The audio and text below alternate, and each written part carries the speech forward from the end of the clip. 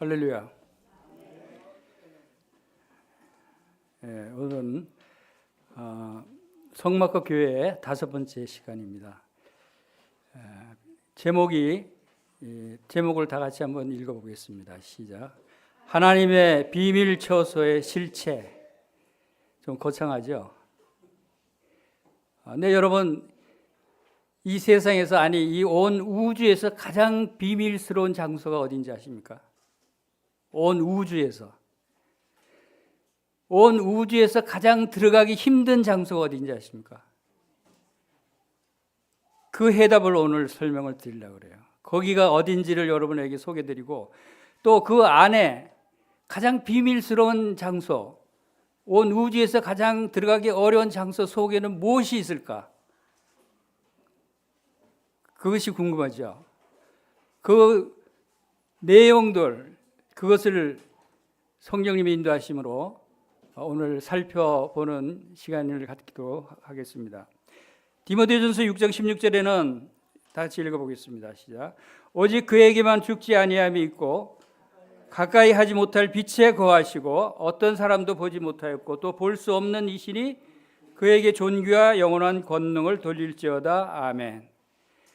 하나님은 죽지 않는 분이시고 가까이 하지 못할 빛에 거하신다. 그래서 하나님은 빛이셔요.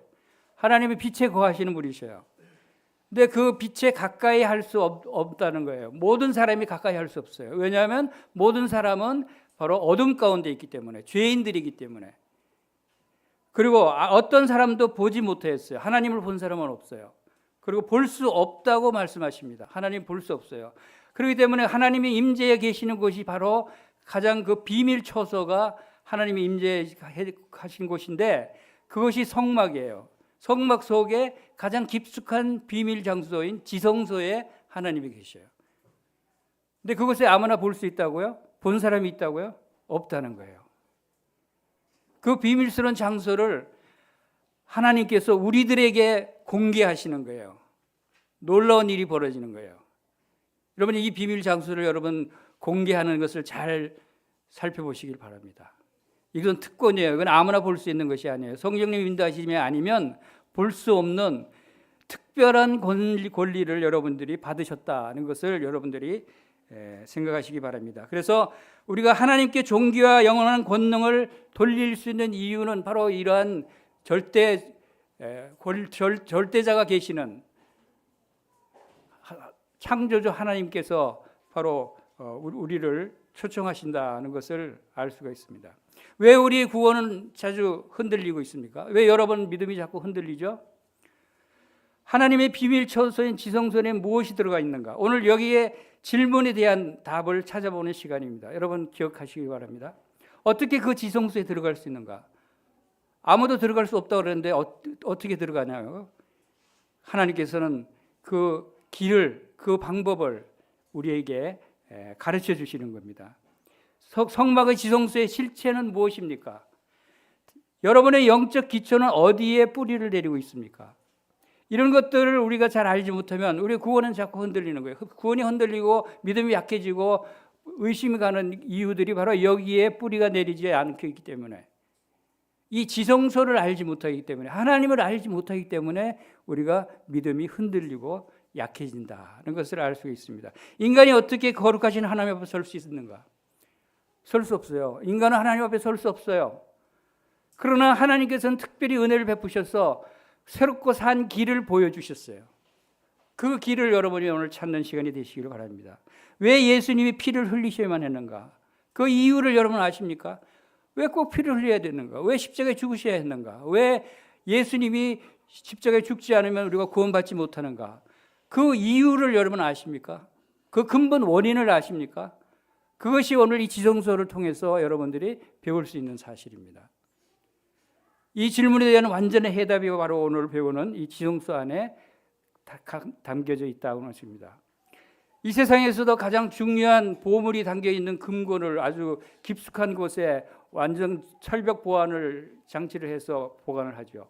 왜냐하면 가장 귀한 것은 누군가 훔쳐가려고 하고 함부로 손대려고 하기 때문에 보안 장치를 철저하게 합니다. 그래서 지금 현재 세계에서 가장 완벽한 보안 시스템을 갖춘 데가 어디인 줄 아십니까? 뭐를 보관하는 것이겠죠? 그것은 이 세상에서 가장 귀한 것은 금이에요. 세계 거의 모두 60개 나라의 중앙은행에서 그 금괴를 미국에 의탁해서 보관을 맡겼어요. 미국 여기 뉴욕 연방준비은행 금보관 금고에는 60개국의 금괴가 다 모여서 여기에 한꺼번에 보관 관리하고 있는데 이게 얼마나 철저한 보안 관리가 시스템이 되어 있겠어요.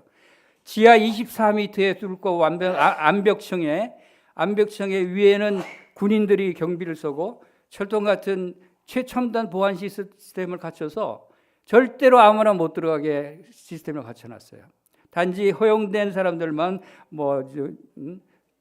눈동자 초점 관리라든가 손 지문이라든가 첨단 보안 시스템을 통과해야 들어갈 수 있는, 아무튼 사람이 지킬 수 있는 방법을 총동원해서 지키는 것이 이런 금괴 보관 장소예요. 그러면 우주에서 가장 비밀스러운 장소, 가장 귀중한 금괴보다 더 귀중한 것이 담겨있는 지성소의 안에는 어떻게 보안 시스템이 되어 있을까요? 어떤 보안 시스템이 되어 있을까요? 단연코 말하건대 미국 중앙은행의 그 완벽한 철통 보안 시스템보다 훨씬 더 철통 같은 보안 시스템이 되어 있어요. 왜냐하면 하나님이 철통같이 보안 시스템을 만들었으면 군대를 동원해서 들어갈 수 있겠어요? 미사일을 쏴서 들어갈 수 있겠어요? 절대 못 들어가는데요. 그것이 바로 이 성막의 지성소의 보안 시스템이다. 여러분, 지성소의 보안 시스템을 들어본 적이 있습니까? 역사상 그 어떤 금괴보다 들어가기 힘들고 치명적인 장소는 수천 년 중동 광야의 성막이었습니다. 출입을 막는 방어선은 단 한 장에 뭘로 되어 있다고요? 커튼. 한 장의 장막으로 보안 시스템이 되는데 이것이 가장 철통 같은 보안이네요. 왜 철통 같은 보안인가를 여러분이 이제 살펴보게 될 겁니다. 지성소는 하나님이 임재한 곳이에요. 이곳은 절대 아무도 못 들어가고 들어갈 수도 없고 하나님께서 들어가서 침범하면은 즉사합니다. 그 자리에서.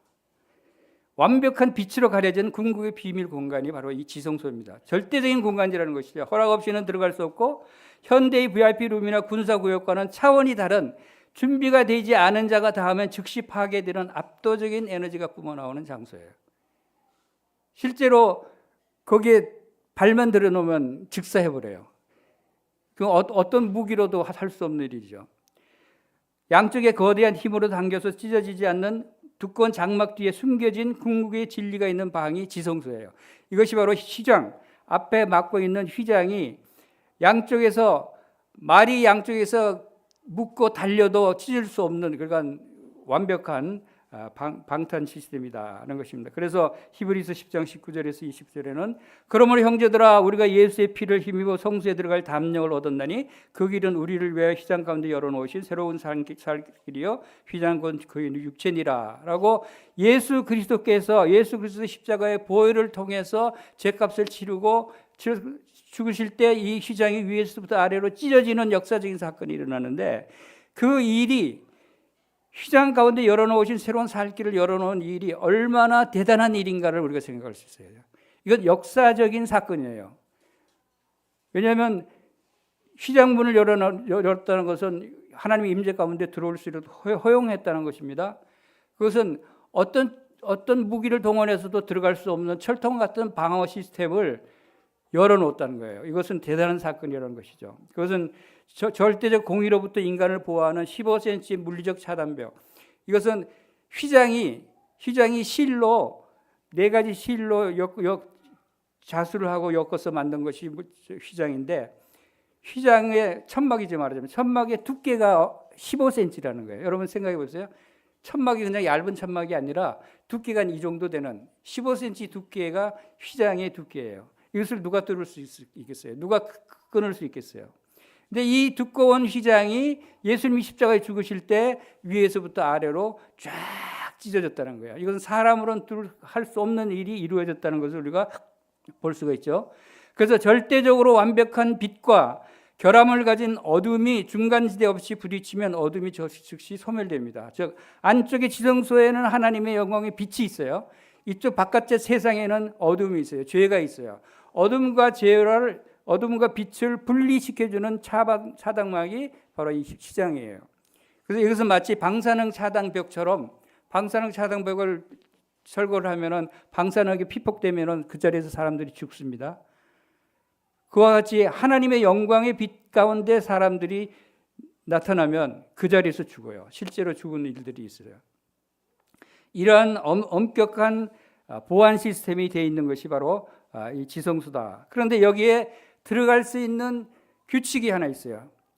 지성소에 출입해도 생존할 수 있는 매뉴얼이 있는데 이 규칙을 지켜야만 죽지 않고 들어갔다 나올 수가 있어요.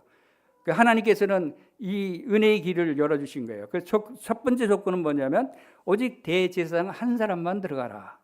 이스라엘을 온 백성을 대표하는 단 한 사람만이 접근 가능하다라는 규칙이고, 둘째 규칙은 1년에 단 하루다. 1년에 단 하루만 들어갈 수 있도록, 그것을 대속죄일 하루만 허락이 됐어요. 세 번째 조건은 반드시 희생제물의 피를 가지고 들어가야 된다. 피 없이 들어가면 죽는 거예요. 즉사람.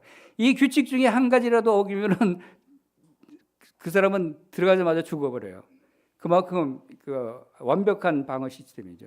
이 엄격한 조건들은 거룩하신 하나님과 죄인 사이에 좁혀질 수 없는 간격을 보여주고 동시에 각자 십자가를 통해서 열리게 되는 완전한 길을 예표하고 있다는 것입니다. 그래서 히브리서 9장 7절에는 오직 둘째 장막은 대제사장이 홀로 1년에 한 번 들어가되 자기와 백성의 허물을 위하여 드리는 피 없이는 안 된다라고 말씀하시는 거예요. 그리고 또 한 가지 조건이 있어요. 레위기 16장 13절에는 여호와 앞에 분향하여 향연으로 증거궤 위 속죄소를 가리게 할지니 그리하면 그가 죽지 아니할 것이며, 한 가지 더 분향 등을 들고 들어가야 되는 거예요. 분향은 왜 하냐면 생명을 보존하기 위해서 이 분향이 꼭 있어야 돼요. 이거 없으면 죽어요. 그것은 대제사장이 지성소에 들어갈 때 향의 연기로 속죄소를 가려서 죽음을 면하게 하기 위해서. 속죄소를 왜냐하면 속죄소는 딱 속죄소에서 나타나는 빛이 딱 비쳐서 죄인이 들어오는 것은 그냥 직사시켜버려요. 속죄소의 눈이 대제사장도 죄인이거든요. 대제사장을 보는 순간 죽기 때문에 그것을 연막 터뜨리는 것처럼 분향단의 연기가 그것을 가려줘야 살 수 있는 거예요. 그래서 분향 연기를 이렇게 준비하라는 거고, 이것은 쉬지 않고 하는 우리의 기도를 의미하는 거고, 우리 영적인 호흡이 기도라고 그러죠. 하나님께 끊임없이 기도를 올리는 것이 이러한 것을 우리의 죄를 가려주는 역할을 한다는 것을 나타내기도 합니다. 그래서 이 대제사장이 이 향연의 연기가 속죄소를 가리지 않으면 죽는다라고 하는 조건이에요. 그리고 또 이제 부수적으로 몇 가지 더 있는데, 이마에는 여호와께 성결이라는 금패를 차라고 되어 있고, 그 다음에 대제사장이 살아서 사역하고 있다는 것을 알리는 소리를 이 에봇 옷 밑에 달았어요. 에봇 옷이 이 금방울과 성유를 다는 것은 움직이면 딸랑딸랑 소리가 나죠. 대제사장 혼자만 지성소에 들어갔는데 지금 온 백성들의 죄를 용서받기 위해서 피를 뿌리고 제물을 드리기 위해서 들어갔는데 밖에서부터는 온 수백만 명의 백성들이 다 긴장하고 대기하고 있어요. 1년에 한 번 모든 백성들의 죄를 대신해서 용서받기 위해서 대제사장이 대표로 들어갔는데 잘못해서 이 규칙을 안 지키면 죽거든요. 그럼 백성들의 죄도 용서를 못 받아요. 온 백성들이 긴장하고 기다리고 있는 거예요. 근데 들어갔는데 죽었는지 살았는지 어떻게 알아요? 아무도 들여다볼 수도 없는데. 그래서 이 금방울 움직이는 소리, 딸랑딸랑딸랑 소리가 나면 아직 살아있구나. 소리가 안 나면 죽은 거예요, 대제사장이. 죽으면 어떻게 해요?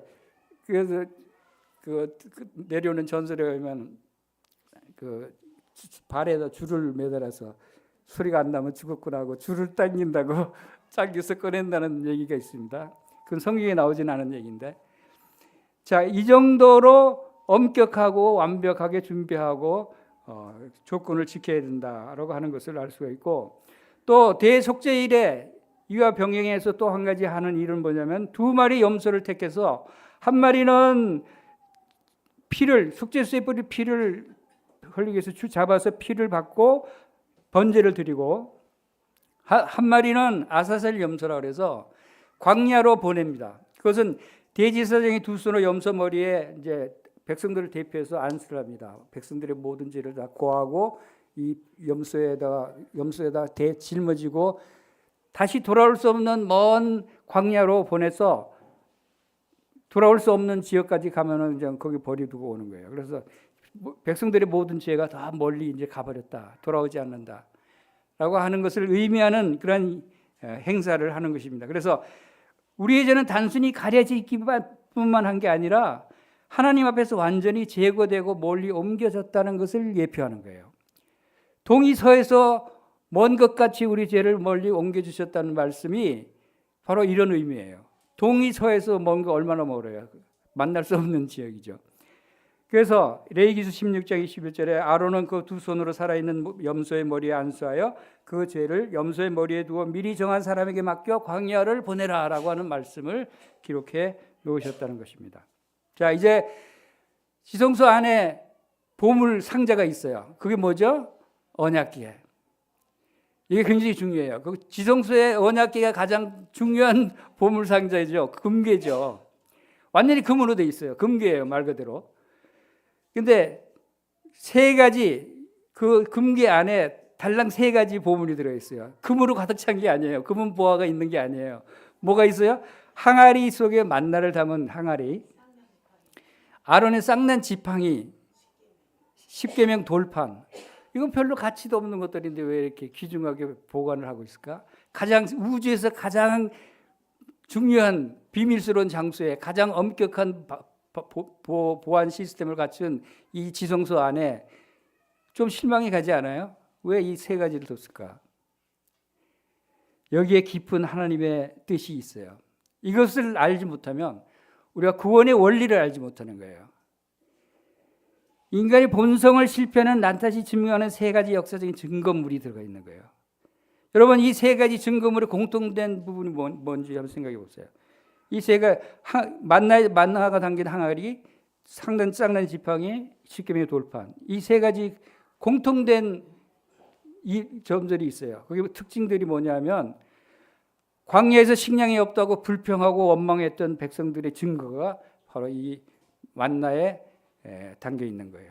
그리고 아론의 쌍난 지팡이는 무엇이다? 권위에 대한 반역의 사건이에요. 백성들이 권위에 대한 불만을 품고 거세게 반항해서 반역의 역사를 잠재우기 위해서 기적을 보여야 했던 증표가 바로 이 아론의 쌍난 지팡이예요. 그리고 십계명의 돌판은 뭡니까? 첫 번째 돌판을 받았을 때 산 아래 내려오니까 백성들이 그냥 우상을 숭배하고 막 난잡하게 생활하는 것을 보고 돌판을 깨뜨려 버렸어요. 그리고 다시 받은 돌판, 그 다시 받은 돌판이 여기 보관되어 있는 거예요. 그것은 뭘 의미하냐면 인간이 하나님의 약속을 지키지 않고 하나님을 섬기지 않고 우상을 섬기는 그러한 우상 숭배의 반역을 기억하는 거예요. 세 가지 물건이 다 인간의 실패의 증거들이에요. 이것이 가장 귀중한 보물상자 속에 담겨져 있는 거예요. 이것이 하나님께서 무엇을 의미하는지 우리 살펴봐야 됩니다. 이것이 이 이유를 알지 못하면 우리 근본적인 죄의 문제 해결하는 거 이해를 잘 못해요. 그래서 하나님이 무엇을 중요하게 생각하는가 하는 것을 살펴보겠습니다. 자, 시원자라고 하는 속죄소, 언약궤 제일 위 뚜껑이 속죄소라고 하는 것입니다. 여기에는 완벽한 공의와 조건 없는 긍휼이 100% 융합되는 유일한 장소라고 할 수 있어요. 그것은 하나님은 공의로우신 분이셔요. 또 하나님은 은혜로우신 분이고 긍휼이 풍성하신 분이셔요. 공의와 긍휼이 어떻게 조화를 이뤄서 하나가 될 수 있는지 이것을 우리에게 극명하게 잘 설명해 주고 있는 모습이 바로 이 속죄소와 언약궤다라고 합니다. 만약에 여러분 진리만 있다면 어떻게 되겠어요? 율법의 원칙만 철저하게 적용되면 세상은 너무 차갑고 무자비한 심판대가 되어버립니다. 여러분 공의만 있다면, 진리만 있다면 이 세상이 어떻게 되겠어요? 즉시 죄를 지으면 즉시 죽음을 당하고 하늘에서 번개가 내려서 즉시 다 죽어버려요. 모든 사람이 다 죽어버릴 거예요. 왜냐하면 모든 사람이 다 죄를 지으니까. 비록 구원받은 성도라 할지라도 죄를 지으면 다 심판을 받아서 죽임을 당할 거 아니에요? 근데 긍휼만 또 있다면 아무 원칙 없는 무조건적인 용서는 완전한 무질서와 방종을 낳습니다. 그래서 속죄소는 이 긍휼과 공의가 합쳐져서 하나님의 아름다운 긍휼의 모습, 은혜로운 하나님의 모습을 나타내는 그 모양을 나타내고 있습니다. 그래서 시편 85편 10절에 긍휼과 진리가 같이 만나고 의와 화평이 서로 입맞추었다 그랬어요. 그것이 바로 이 지성서의 속죄소를 사실 그대로 표현해주고 있는 말씀이라고 생각이 됩니다. 긍휼과 진리가 같이 만나고 의와 화평이 서로 입맞춘다. 치명적인 고발장을 덮어버리는 뚜껑이다. 이게 무슨 얘기냐면 치명적인 고발장을 밑에서 이 언약궤 속에 있는 세 가지 물건들이 계속 고발하고 있는 거예요. 우리의 사람들의 죄를 너희들이 불평하고 있지 않았냐, 원망하지 않았냐, 권위에 반역하지 않았냐, 우상숭배를 하지 않았냐. 계속 언약궤 속에서는 그 고발장이 올라오는 거예요. 그것을 어떻게 무마할 수 있겠어요? 그것을 어떻게 용서할 수 있겠어요? 공의의 하나님께서 그냥 무조건 그것을 덮어버릴 수는 없는 거예요. 그 대가를 치러야 그것이 무마될 수 있는데 생명의 희생, 피를 통한 대가 지불로 공의를 완성하고 그 위에 은혜를 덮는 역설이 일어나는 지점이 바로 이 시온주와 속죄소다라고 하는 것입니다. 가장 위대한 보물이 뭐냐면 공의와 사랑이 입맞추는 시온자다라고 하는 것입니다. 이 속죄소는 율법을 덮는 은혜가 나타나는 것입니다. 율법을 덮고 있는 정금 뚜껑이고 하나님이 위에서 내려다보실 때 우리의 죄를 정죄하는 율법이 보이는 것이 아니라 그 위를 덮고 있는 그리스도의 피가 보입니다. 하나님께서 위에서 하나님의 시선이 내려다보면 속죄소 덮개가 보이죠. 속죄소 덮개에 피를 뿌리면 그 피의 대가가 이 죄에 대한 대가를 지불하는 것이니까 피를 하나님이 보시는 거예요. 그랬을 때 완전한 용서가 이루어진다는 것입니다. 그래서 진리만 있으면 심판뿐이고 사랑만 있으면 방정이 되지만 십자가는 이 둘을 완벽하게 만난 장소가 된다. 피를 볼 때 넘어가리라 하신 약속의 자리가 바로 이것입니다. 그래서 시편 85편 10절에 인애와 진리가 같이 만나고 의와 평강이 서로 입맞추었다고 하는 말씀과 히브리서 4장 16절에 긍휼하심을 받고 때를 따라 덮는 은혜를 얻기 위하여 은혜의 보좌 앞에 담대히 나아갈 것이니라.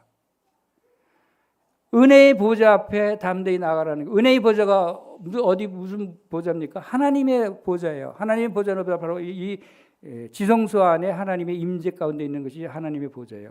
이 보좌를 뭐라고 말씀하십니까? 은혜의 보좌라고.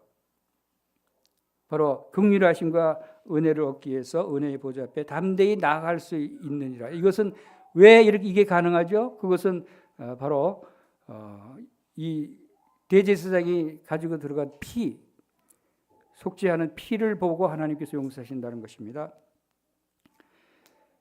자, 이것은 이게 다시 도표로 좀 그림을 그리면서 이 가운데 그림이 언약궤의 가운데가 속죄소 덮개가 있고 그 밑에가 뭐가 있습니까? 까만 화살표가 뭐가 올라오는 것입니까? 죄에 대한 고발이 올라오는 거예요. 밑에서. 율법의 고발은 뚜껑 바로 아래에는 인간을 끊임없이 정죄하고 심판을 요구하는 매서운 진리가 올라오고 있는 것입니다. 이 화면이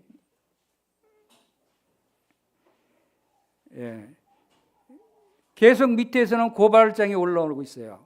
그래서 하나님께서 그냥 무마할 수가 없어요. 왜냐하면 대가를 치르는 것이 있어야 되기 때문에. 그래서 위에 뚜껑은 순금 뚜껑 위에 자비와 용서를 상징한 희생 제물이 피가 뿌려져서 생명을 희생한 피가 위에서 내려 누르려서 덮어버려야 된다. 그래서 이것이 서로 하나로 합쳐질 때 영적 화학 반응이라는 표현을 할 정도로 화학 반응이라는 것은 상쇄돼서 없어지는 거예요.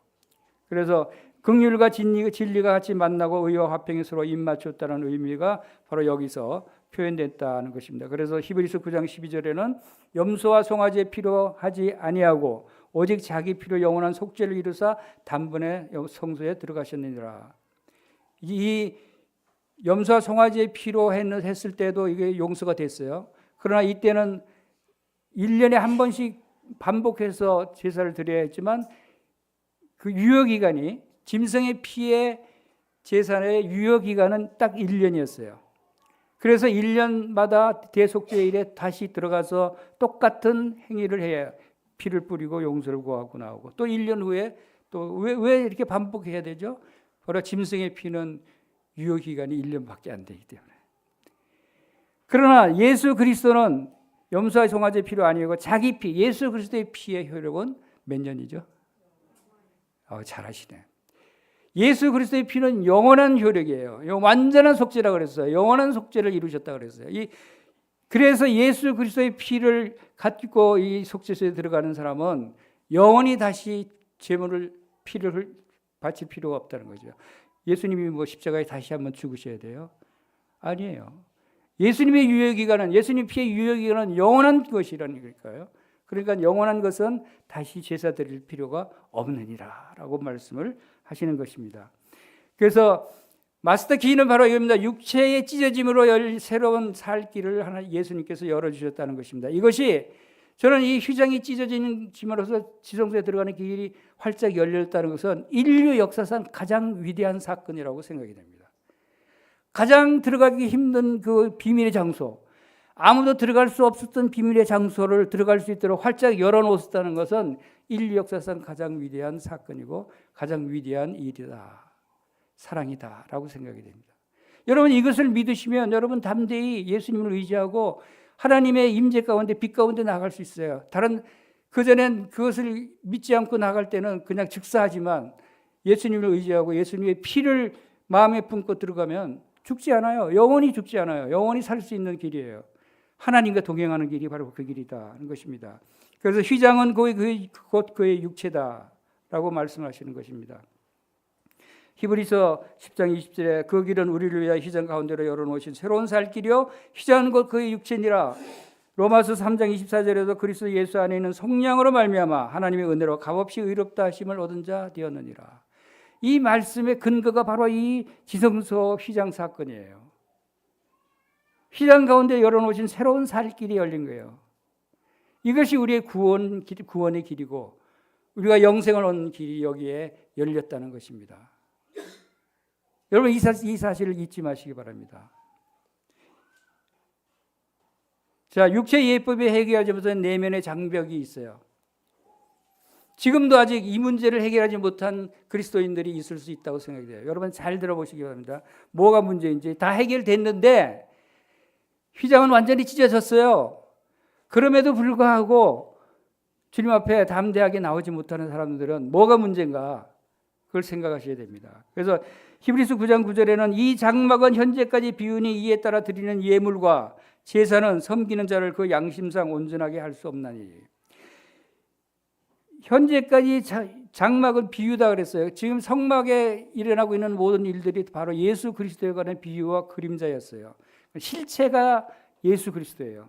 실체가 되신 분이 오셨어요. 그래서 예물과 제사를 그동안 섬겼는데 그것은 뭐가 문제예요? 유효기간이 얼마라고 그랬죠? 1년. 1년 유효기간이라는 것은 양심의 문제는 영원히 해결하지 못했다는 거예요. 그래서 예물과 제사는 섬기는 자를 그 양심상 온전케 할 수 없었다고 말씀하고 있는 거예요. 그러면 문제 해결하려면 이 문제를 해결해야 되죠. 양심의 문제를 해결해야 돼요. 아담과 하와가 하나님의 말씀을 불순종해서 선악과를 따먹었어요. 근데 아담과 하와가 숨었죠. 숲속에 숨었어요. 왜요? 심판의 번개가 쳤어. 무서워서 도망갔어요? 하나님이 심판하시겠다고 하니까 도망간 거예요? 숨어버린 거예요? 그들의 양심의 죄책감을 느꼈기 때문에. 하나님은 아직 너 죽이겠다고 그러지 않았어요. 심판하겠다고 그러지 않으셨어요. 아담아 네가 어디 있느냐. 그러나 이미 이들 아담과 하와 마음속에는 양심의 죄책감을 갖고 무서워서 피한 거예요.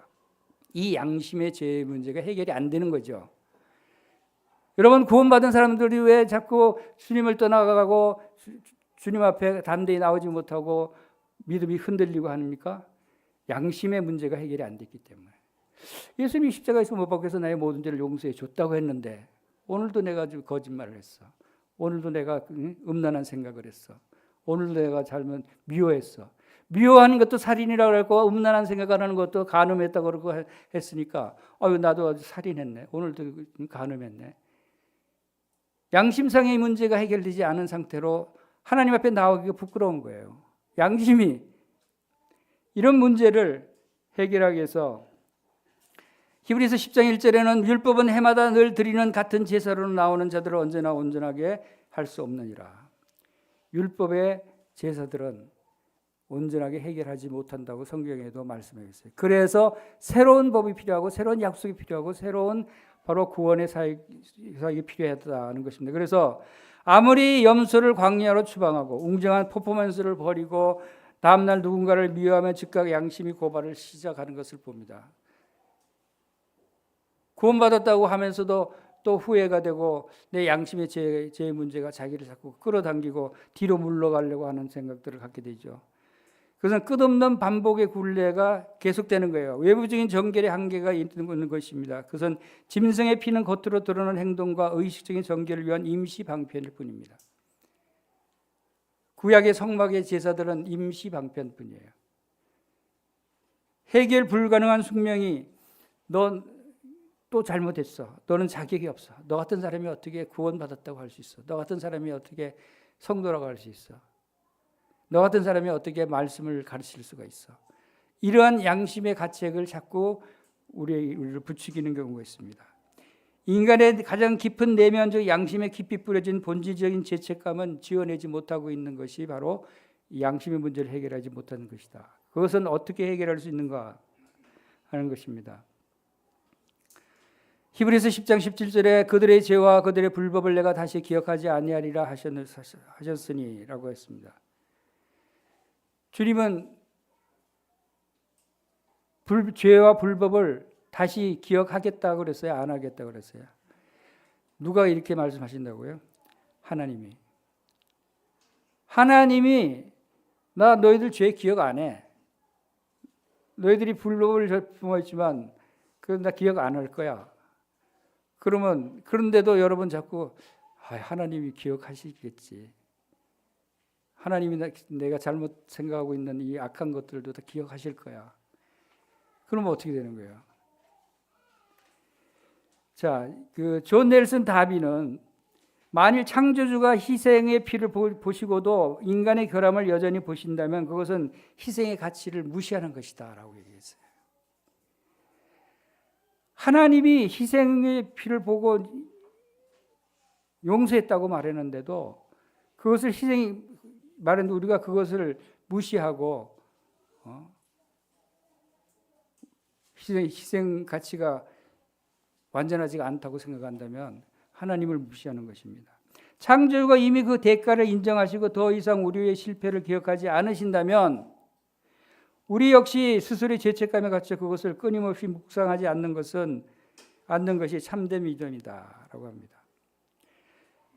단 한 번의 희생으로 죄책감의 뿌리 자체를 완전히 제거한 임시 조치가 아닌 영구적인 신분의 변화가 없다는 것을 믿으셔야 됩니다. 창조주 하나님이 기억하지 않는 죄를 자꾸 스스로 묵상하려고 기억하려고 죄책감을 가지려고 하는 그것은 불신의 행동이에요. 하나님을 믿지 않는 거죠. 그것을 멈춰야 되는 거예요.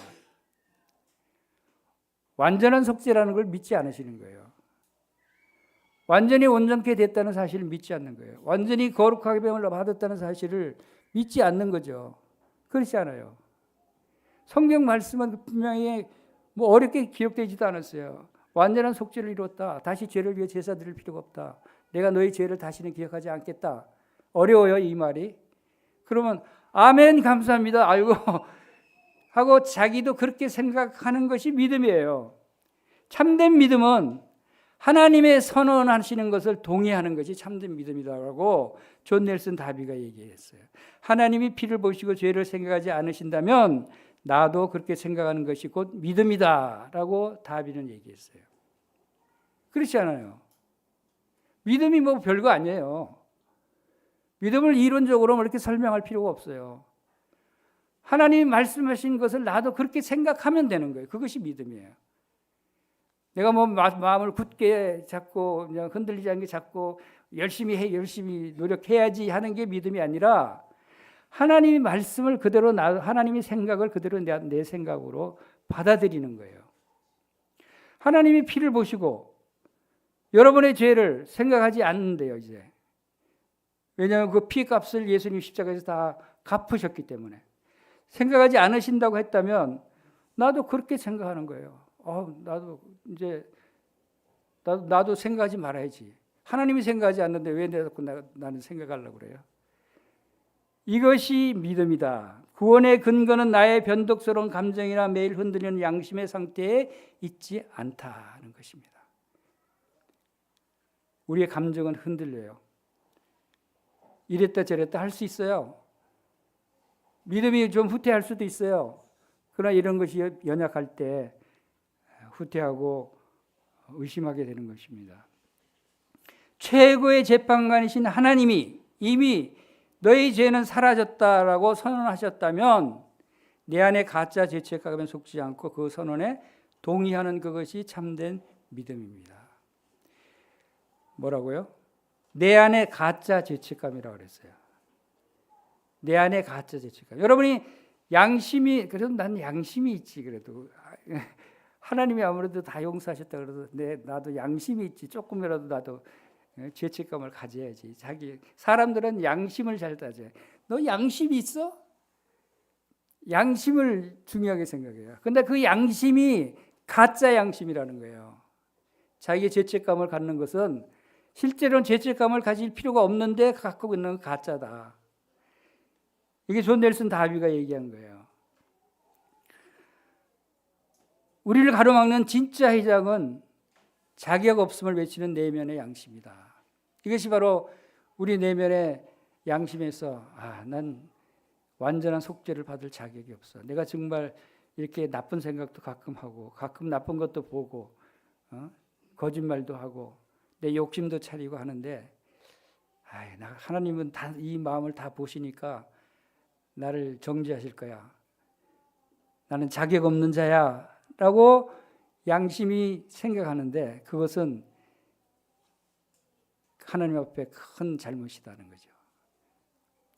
히브리서 9장 14절에 하물며 영원하신 성령으로 말미암아 흠없는 자기를 하나님께 드린 그리스도의 피가 어찌 너희 양심을 죽은 행실에서 깨끗하게 하고 살아계신 하나님을 섬기게 하지 못하겠느냐.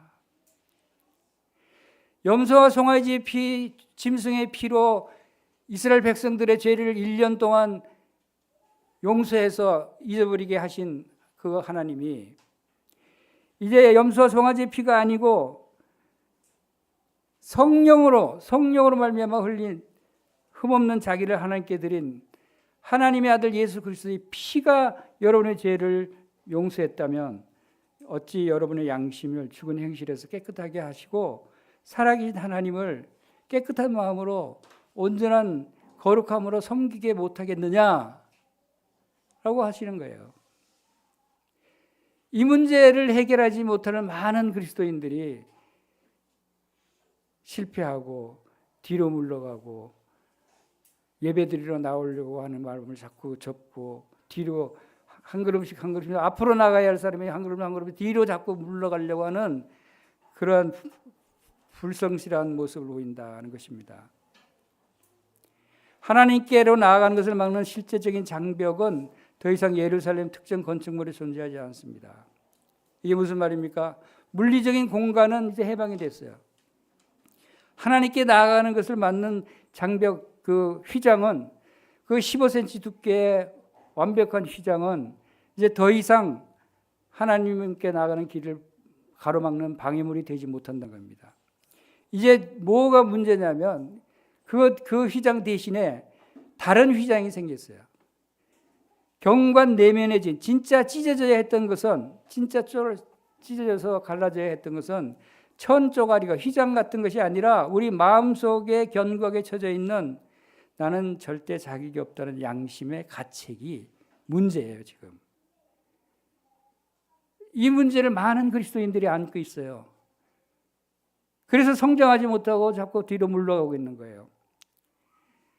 우리 내면에 쳐져 있는 장벽이 아직 여전히 양심의 장벽이 남아있다라고 하는 것입니다. 참된 자유는 이 양심이 깨끗해졌다는 것을 완벽한 자유 속에서 아무런 두려움 없이 절대적인 빛과 교제할 수 있는 영구적인 자격을 얻었음을 의미하고 있다는 것입니다. 이것을 여러분 깊이 생각해 보셔야 됩니다. 과연 내 양심이 여전히 나 자신을 스스로 죄책감에 사로잡히게 하는가? 이것은 대가 없는 완벽한 은혜를 본능적으로 불안해하는 현대인들의 모습이다라고 하는 것입니다. 마치 에덴 동산의 아담과 하와처럼 이르되 내가 동산에서 하나님의 소리를 듣고 내가 벗었으므로 두려워하여 숨었나이다라고 미리 양심의 죄책감을 갖고 숨어있던 아담의 모습처럼 첫째 원인은 공짜에 대한 본능적으로 불편한 것이 사람들에게 있는 거예요. 공짜라 그러면은 다 그냥 아이고 감사합니다 그냥 받지를 못해요. 사람들이 양심이 있어서. 그것이 아담처럼 그런 모습이 나타난다는 거죠. 두 번째는 세상의 법칙에 길들여져 있는 습관 때문에 그래요. 세상에는 공짜가 없다는 논리에 세뇌돼서 뭔가 대가를 치러야 직성이 풀리는 거예요. 여러분도 그러지 않았어요? 저도 구원받기 전까지만 해도 그 생각에 사로잡혀서 복음을 받아들일 수가 없었어요. 말씀이 눈에 들어오지도 않았어요. 그런데 어느 날 갈라디아서 5장 4절 말씀에 율법 안에서 의롭다 함을 얻으려는 너희는 그리스도에게서 끊어지고 은혜에서 멀어진 자로다 라는 말씀을 보면서 야 이게 진짜 하나님 말씀인가? 이거 하나님 말씀의 오류가 아니야? 아니 어떻게 율법을 잘 지켜서 선행을 쌓고 양심을 깨끗하게 살아야 하나님께 가까이 갈 수 있을 텐데 오히려 그렇게 하면은 그리스도에서 끊어지고 은혜에서 떨어진 자라고다 그러니까 이거 성경이 틀린 거 아니야 이렇게 생각했다고요.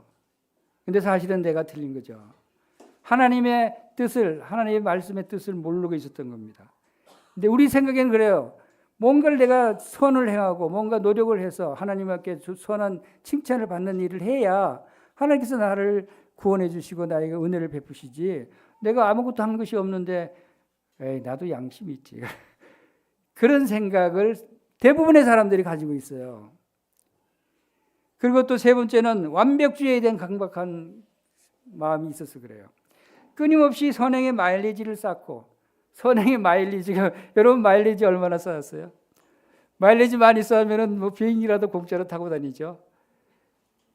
선행의 마일리지를 쌓아야 된다고 생각하는 사람들이 많아요. 선행을 좀 더 많이 이것도 하고 저것도 하고 그래야 하나님께서 나를 천국행 비행기를 태워 보내주실 거야. 선행의 마일리지로 천국 가려고 하는 사람들이 있을 수 있다는 거예요. 여러분 그런 생각을 떨쳐버리세요.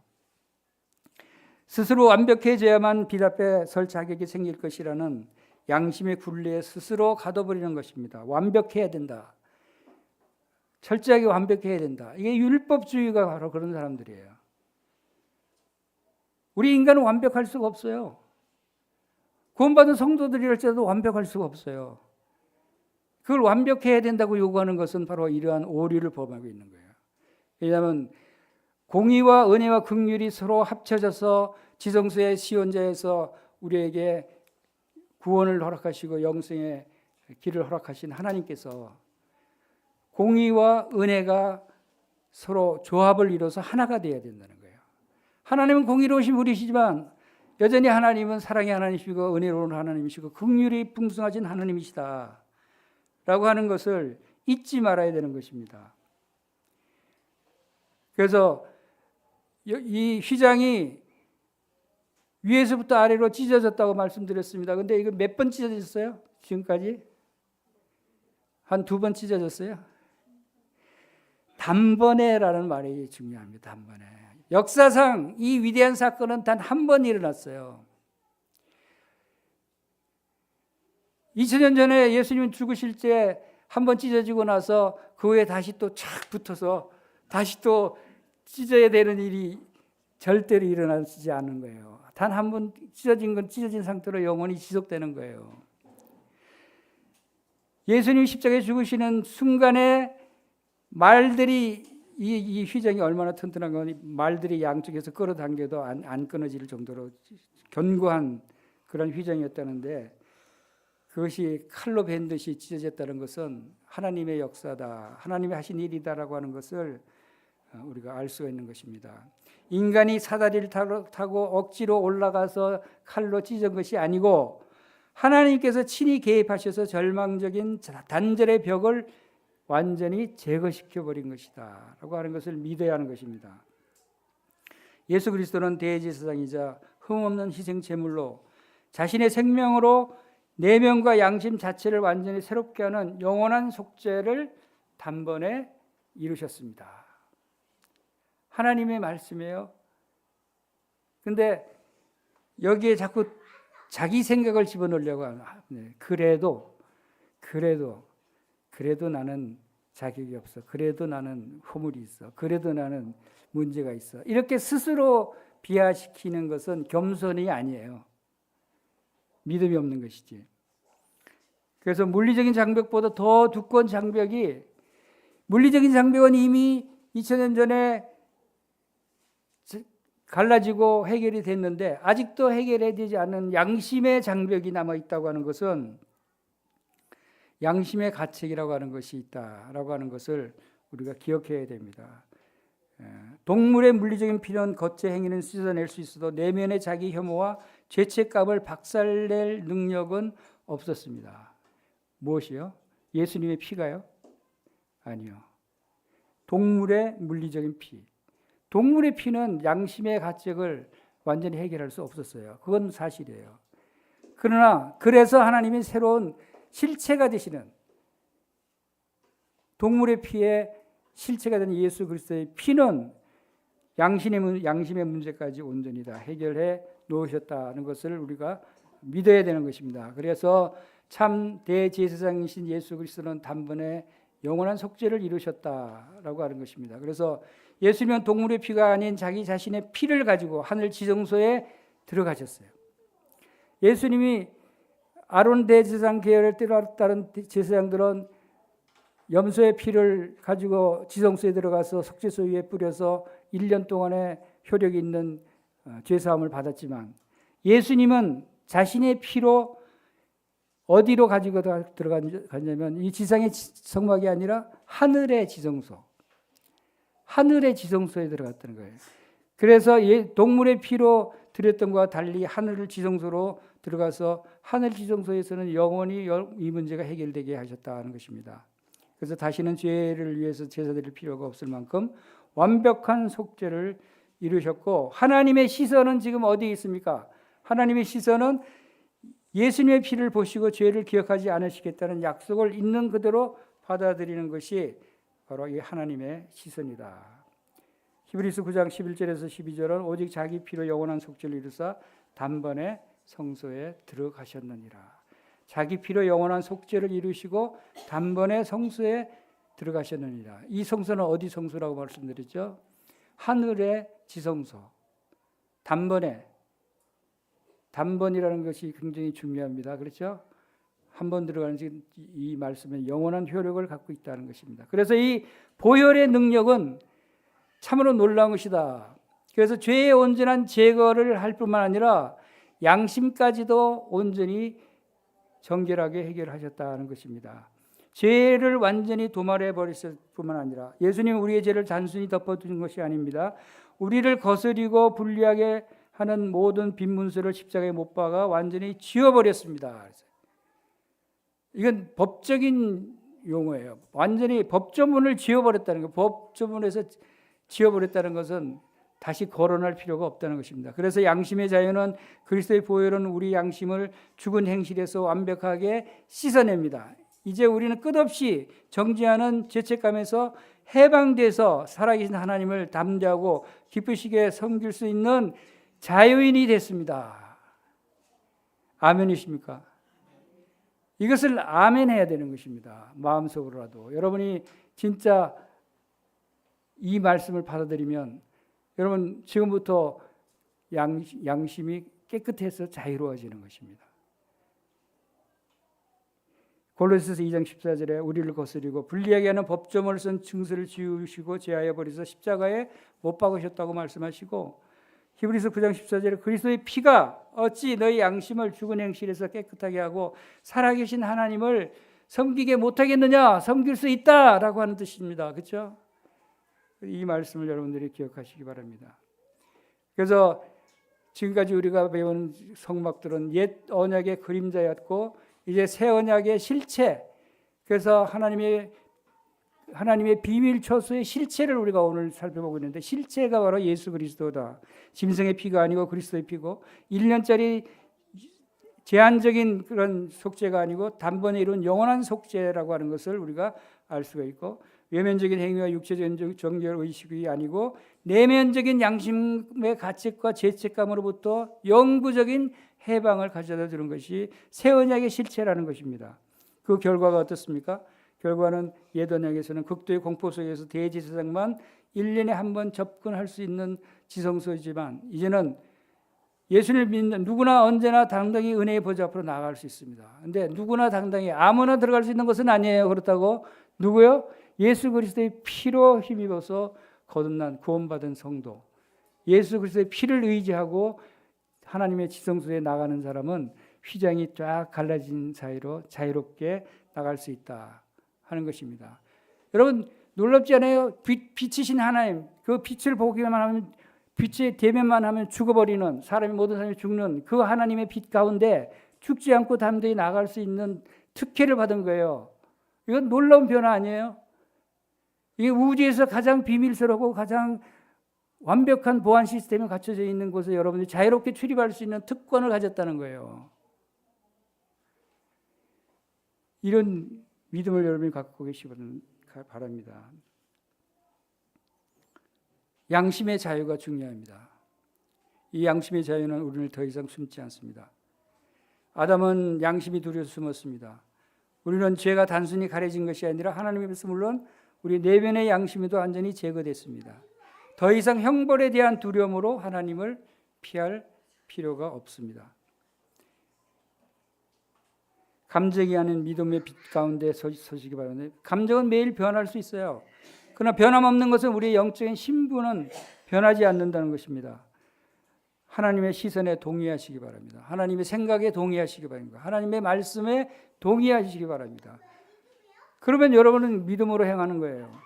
하나님께서 예수님의 보혈을 보시고 죄를 기억하지 않는다고 하셨습니다. 그러면 나도 예수님의 보혈을 보고 나도 죄를 보지 않게 됐구나. 죄가 용서됐구나. 나는 온전히 거룩하게 됐구나 하는 것을 여러분들의 마음 가운데 믿게 되는 것입니다. 여러분 이런 사람이 있습니까? 여러분 가운데 휘장이 찢어졌는데 다시 꼬매고 있는 사람이 있어요. 휘장을 여러분 꼬매고 있지 않아요? 창조주께서 위에서 아래로 완벽하게 찢어 놓으신 그 휘장 장벽을 현대인들은 조각을 모아서 자기 손으로 그 장벽을 다시 꿰매서 막으려고 하고 있어요. 뭘로 막으려고 하는지 아세요? 우리가 사용하는 실과 바늘의 이름은 나의 선한 행위, 종교적인 열심, 완벽주의 이런 것들로 불안의 바늘로 다시 꿰매고 있는 사람들이 있을 수 있다. 이게 적절한 표현인 것 같아요. 완전히 열어놓은 거를 자꾸 하나님 그게 아닙니다. 선한 행위가 좀 더 있어야 됩니다. 더 열심을 해야 됩니다. 열심을 하고 들어갈게요. 전 선한 행위를 하고 들어갈게요. 이렇게 자기의 행위와 종교적인 열심을 쌓아서 마일리지를 좀 더 쌓아서 들어갈게요. 이렇게 생각하는 사람들이 있어요. 이것은 하나님께서 예수 그리스도의 십자가의 피로 찢어놓은 휘장을 다시 꼬매려고 하는 행위다.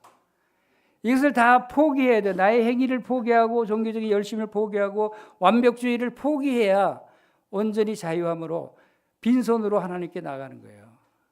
하나님은 그걸 원하셔요. 하나님은 우리가 할 수 없는 것을 아셔요. 여러분이 선한 행위로 마일리지를 얼마나 많이 쌓을 수 있겠어요? 하나님은 아셔요. 쌓을 수 없다는 것을 하나님은 아셔요. 그냥 마음만 있는 거지. 그러려면 차라리 마일리지 쌓는 것을 포기하세요. 완벽주의를 포기해야 되는 거죠.